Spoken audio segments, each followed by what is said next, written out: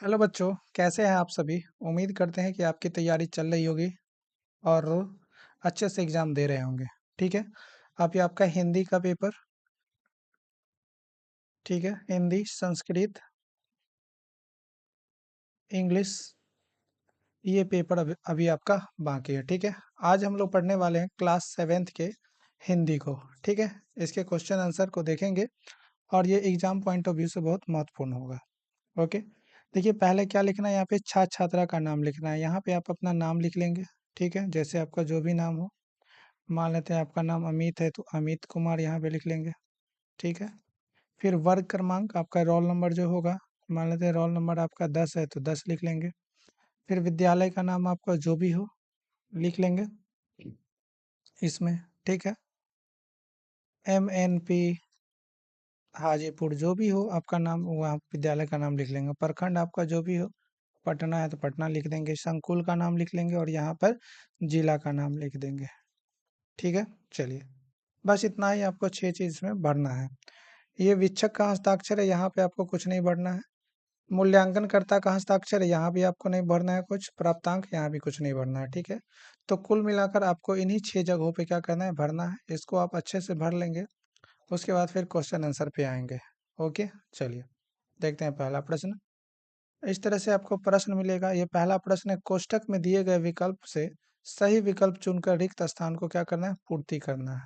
पहला प्रश्न है, हम पंछी उन्मुक्त गगन के शीर्षक कविता के कवि कौन है।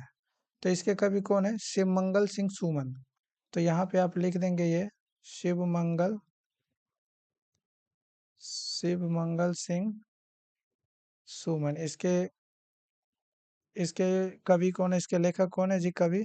तो शिवमंगल सिंह सुमन। ठीक है, शिवमंगल सिंह सुमन। फिर दूसरा, हिमालय की बेटियां शीर्षक पाठ एक है। तो हिमालय की बेटियां शीर्षक पाठ क्या है, एक निबंध है। एक निबंध है। निबंध का मतलब होता है क्या, लेख। फिर अगला है, कठपुतली डैश से उबल चुकी थी। तो कठपुतली गुस्से से उबल चुकी थी, गुस्से से। फिर कह रहा है, मुरली वाले के पास कुल कितनी मुरलियां थी। तो 57। कितना, 57 इसके पास मुरलियां थी। कह रहा है कि पांडु की डैश रानियां थी। तो पांडु की कितनी रानियां थी जी। तो पांडु की 2 रानियां थी। कितनी, 2 रानियां थी। तो इस प्रकार से ये एक नंबर का, एक एक नंबर का 5 प्रश्न था। ये 5 नंबर आपका फिक्स हो गया। नेक्स्ट है, दिए गए स्थान से सही के लिए सही और गलत के लिए गलत गलत चिन्ह लगाना है। कह रहा है कि पापा खो गए शीर्षक पाठ एक नाटक है। तो ये बिल्कुल सही है, ये क्या है, एक नाटक ही है। दूसरा, तोता चांद की कुर्सी घसीटती हुई लाई थी। तो ये भी सही है। कह रहा है कि स्वर संधि के 5 भेद होते हैं। तो ये भी सही है। नदियों को माँ मानने की परंपरा हमारे यहाँ नहीं है। ये बिल्कुल गलत है। हम प्राचीन काल से ही नदी को माँ मानते हैं। पांडु के 5 पुत्र थे। तो ये भी सही है। इस प्रकार से आपका ABC यानी क ख ग आपका सही है। फिर घ गलत है, फिर अंग सही है। अगला है, इसमें स्तंभ अ को स्तंभ ब से मिलान करना है। ठीक है। देखिए, स्तंभ अ है ये और इधर स्तंभ ब है, इन दोनों को मिलान करना है। कह रहा है कि गगन, गगन का पर्यायवाची शब्द क्या होता है। तो इसका पर्यायवाची शब्द होता है नभ। दिन का विलोम उल्टा क्या हो जाएगा, रात। ठीक है। अनल, अनल का अर्थ क्या होता है, आग। जीवा, जिसकी ग्रीवा सुंदर हो, तो उसको क्या बोलते हैं, सुग्रीव कहते हैं। आंख खोलना, मुहावरे का अर्थ क्या हो जाएगा, सावधान हो जाना। आंख खुलना, इस मुहावरे का अर्थ क्या होगा, सावधान हो जाना। ठीक है। इस प्रकार से ये भी आपका 5 नंबर का था, ये भी आपका 5 नंबर फिक्स हो गया। ठीक है। ये भी आपका 5 नंबर था, ये भी फिक्स। फिर ये भी आपका 5 नंबर का था, ये भी आपको आ गया। कुल मिलाकर 15 नंबर अभी तक आप लोग देख चुके हैं। फिर नेक्स्ट है क्या, अति लघु उत्तरीय प्रश्न है, 20 शब्दों में उसका उत्तर देना है। ठीक। कह रहा है कि तोता चांद पुस्तक मूलतः किस भाषा में लिखी गई थी। तो इसका आप लोग यहाँ लिखेंगे उत्तर और फिर यहाँ से लिखना शुरू करेंगे। ऐसे लिखेंगे, हम आपको लिख के बताते हैं, इसी प्रकार आपको एग्जाम में लिखना है। ठीक है। इसको लिखेंगे इस तरह से, तोता चांद, तोता चांद पुस्तक, तोता चांद पुस्तक मूलतः, मूलतः जापानी, जापानी भाषा में लिखी गई थी। जापानी भाषा में लिखी गई थी। ठीक है। फिर अगला, पापा खो गए नाटक में आपको सबसे बुद्धिमान पात्र कौन लगा? तो यहाँ पे लिखेंगे उत्तर, फिर डैश दे के लिखेंगे पापा खो गए नाटक में सबसे बुद्धिमान पात्र हमें कौवा लगा। कौन लगा? कौवा लगा। ठीक। फिर अगला है, राज विजय बहादुर के दोनों बच्चों का नाम क्या था? तो राज विजय बहादुर के दोनों बच्चों का नाम इस प्रकार लिखेंगे यहाँ पे, राज बहादुर, राज विजय बहादुर के दोनों बच्चों का नाम चुन्नू एवं मुन्नू था। ठीक है, हो गया इसका आंसर। फिर अगला है क्या, कठपुतली को गुस्सा क्यों आ गया था? तो कठपुतली को गुस्सा क्यों आया था? क्योंकि वह धागों से बंधी हुई थी और हमेशा दूसरों के इशारे पर नाचने के लिए मजबूर थी। तो यहाँ पे लिखेंगे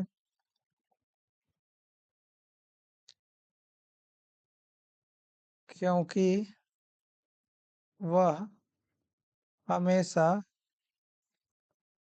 धागों से बंधी होती थी और दूसरों के इशारों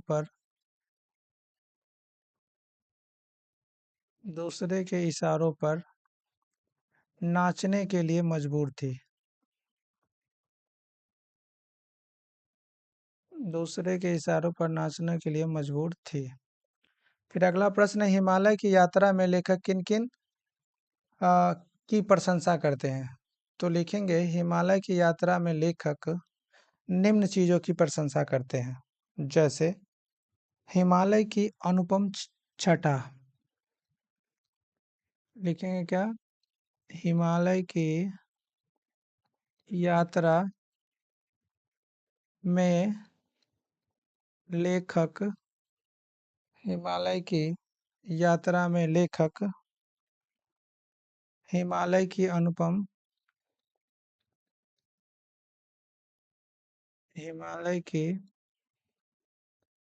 अनुपम छटा, नदियों की अठखेलियाँ, नदियों की अठखेलियाँ, कौमा बर्फ से ढकी पहाड़ियाँ,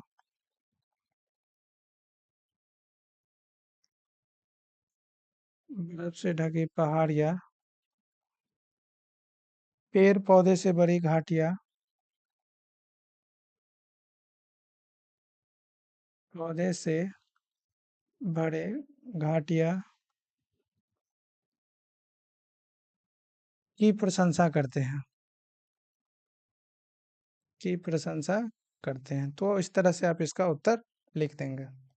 फिर अगला है क्या कि लघु उत्तरीय प्रश्न है, 50 शब्दों में आपको इसका उत्तर देना है। कह रहा है कि हर तरह की सुख सुविधा पाकर भी पक्षी पिंजरे में बंद क्यों नहीं रहना चाहते थे? या फिर काका कालेलकर ने नदियों को लोक माता क्यों कहा? तो आइए इसका आंसर देखते हैं। कह रहे कि काका कालेलकर ने नदियों को लोक माता इसलिए कहा क्योंकि नदियाँ माँ की तरह सभी प्राणियों, मनुष्य, पशु, पक्षियों और पेड़ पौधों को बिना किसी भेदभाव के पालन पोषण करती है, जीवन देती है और कल्याण करती है। नदियाँ सिंचाई, पीने के लिए पानी, उद्योग के लिए जल उपलब्ध कराती है और सभ्यता के विकास में महत्वपूर्ण भूमिका निभाती है, ठीक वैसे ही जैसे माँ अपने बच्चों की देखभाल करती है। इसीलिए काका कालेलकर ने नदियों को लोकमाता कहा है। ठीक है, चलिए नेक्स्ट प्रश्न है, पहली कठपुतली की बात दूसरी कठपुतली को क्यों अच्छी लगी? या फिर मिठाई वाला अलग अलग चीजें क्यों बेचता था? वह महीने में कई महीनों बाद क्यों आता था? वो महीनों बाद क्यों आता था, ये प्रश्न है आपका। तो देखिए, मिठाई वाला अलग-अलग चीज़ें इसलिए बेचता था क्योंकि उसके बच्चे और पत्नी की मृत्यु असमय हो गई थी और वह उन बच्चों को अपने बच्चों की झलक देखता था। जिस बच्चे को वो बेचता था उसमें अपने बच्चों की झलक देखता था और उनकी नटखटता पाना चाहता था।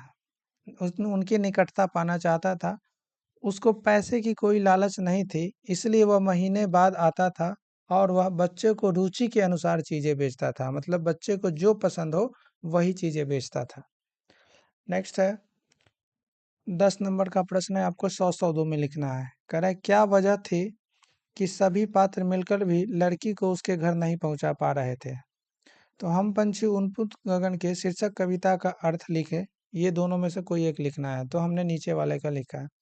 कह रहा है कि हम पंछी उन्मुक्त उन्मुक्त गगन के शीर्षक कविता का अर्थ है कि हम पक्षी खुले आसमान के हैं और पिंजरे में बंद होकर नहीं रहना चाहते हैं, बल्कि स्वतंत्र रूप से उड़कर नदियों का जल पीकर खुले आकाश में विचरण करके अपने जीवन का आनंद लेना चाहते हैं।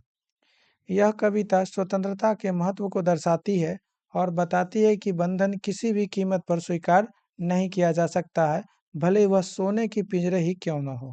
ठीक है, तो बंधन से मुक्ति के बारे में कवि ने इस चैप्टर में चर्चा किया। ठीक है, यही आपका लास्ट प्रश्न था और इसे आप 3 बार 4 बार पढ़ करके जाएंगे और एग्जाम में 50 आउट ऑफ 50 लेकर के आएंगे। ठीक है, ये सभी प्रश्न आपके एग्जाम से आएंगे। ठीक है, मिलते हैं फिर अगले वीडियो में, तब तक के लिए धन्यवाद। और हाँ, चैनल को सब्सक्राइब कर दे, वीडियो को लाइक करें और अपने दोस्तों के साथ ज़रूर शेयर करें और हमें कमेंट करके बताएं कि ये क्वेश्चन आया कि नहीं आया एग्जाम में। ठीक है, धन्यवाद, फिर मिलते हैं।